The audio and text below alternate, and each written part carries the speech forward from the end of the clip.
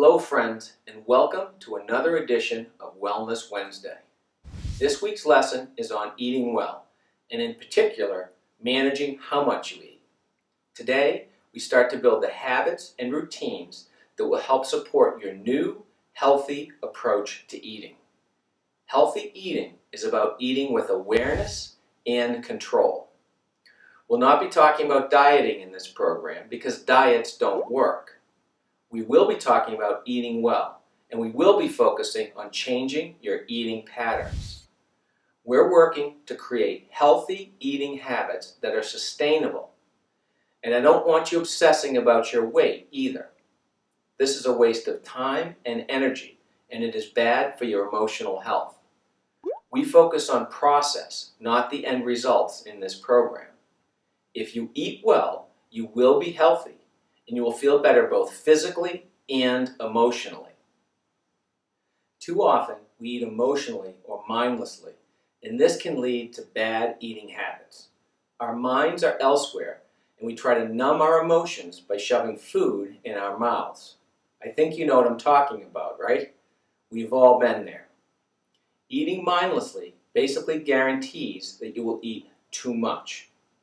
You're not even aware of how much you are eating. You overeat and you end up feeling lousy. You should feel good after you eat. You can feel good after you eat. And willpower doesn't work because you have a limited supply of self-control. Relying on willpower is a recipe for failure. But you can learn to practice healthy eating habits that will limit unhealthy eating and set you up to avoid overeating. Improving your health is all about developing consistent habits and routines that become automatic. We'll be getting better at taking small steps every day to affect positive change. When your stomach is empty, the brain sends hunger signals, alerting you to eat. Our bodies weren't meant to have full stomachs all the time. Having a less than full stomach is healthy.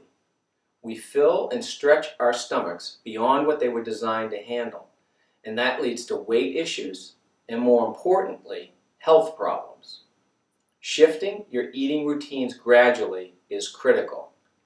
It isn't good to lose weight too quickly because that doesn't help you override the unhealthy eating patterns that evolved over a long period of time. Also, if you're not hydrated well enough, or if you're not getting the proper nutritional variety in your diet, your brain will also tell you that you need to eat. A balanced and nutritional diet, along with lots of water, will help to better manage your appetite over time. We all feel so much better when not weighed down by too much food in our stomachs. Digesting that food takes up all of your body's energy, so you feel tired in addition to feeling bloated. We often tend to overeat so much that we think that this heavy and bloated feeling is the normal or natural state. It is not. Eating well means you have much more energy and you have a lightness about you. You too can have this feeling. Developing a healthy relationship with food and eating is about learning to understand your body's signals, so that you eat when you're hungry and stop when you're full. Experiment with different portion sizes, and then work on figuring out what makes your body feel good. Think about how your body feels when you start to eat and when you stop, and let your hunger decide when you should be done. Keep in mind there is a 20-minute delay between the time you stop eating to when your stomach fills up with all the food you just consumed.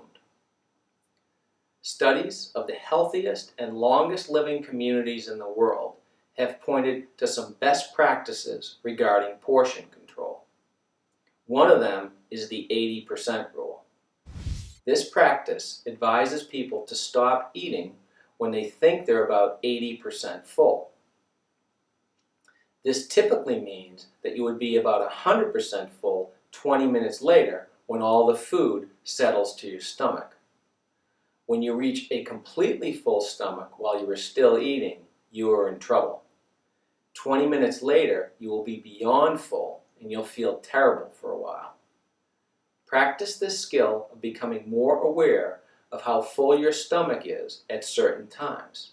It will take some time, but it is critical that you develop this awareness.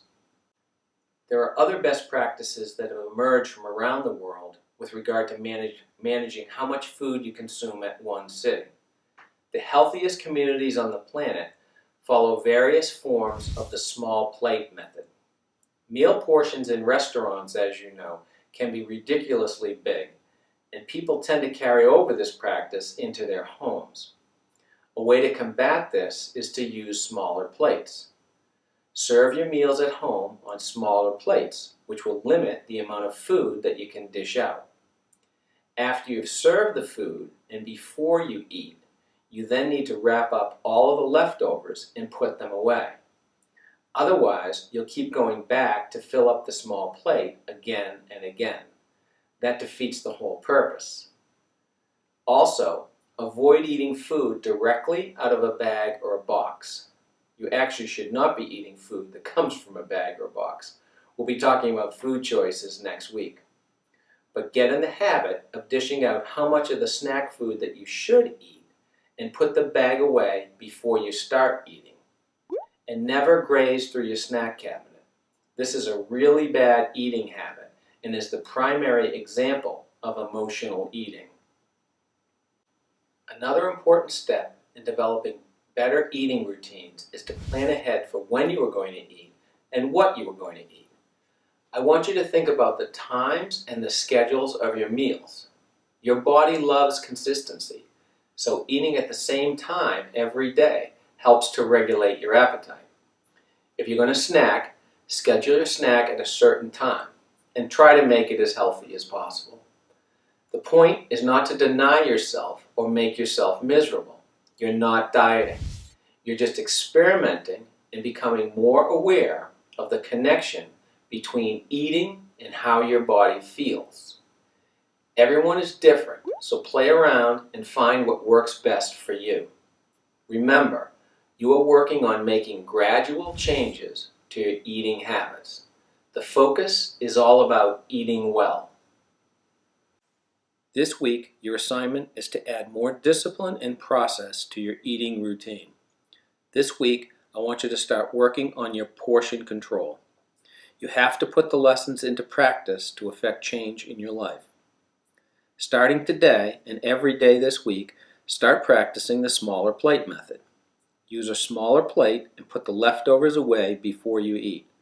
Start out with just a small reduction in your portions and see how that feels. Notice how your stomach feels before you eat, when you are finished eating, and 20 minutes later. Experiment with the 80% rule. See if you can recognize when you are 80% full and stop eating then. If you do it right, you'll be 100% full 20 minutes later.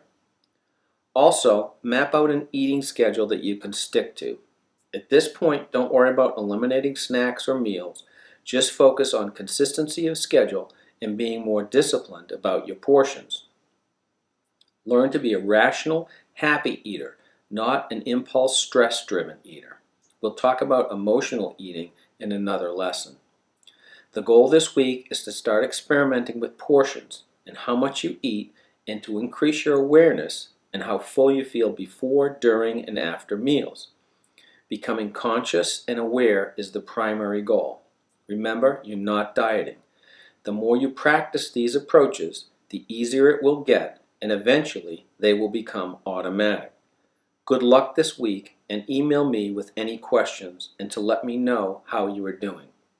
I'm doing all right. I'm feeling fine. I'm living my life.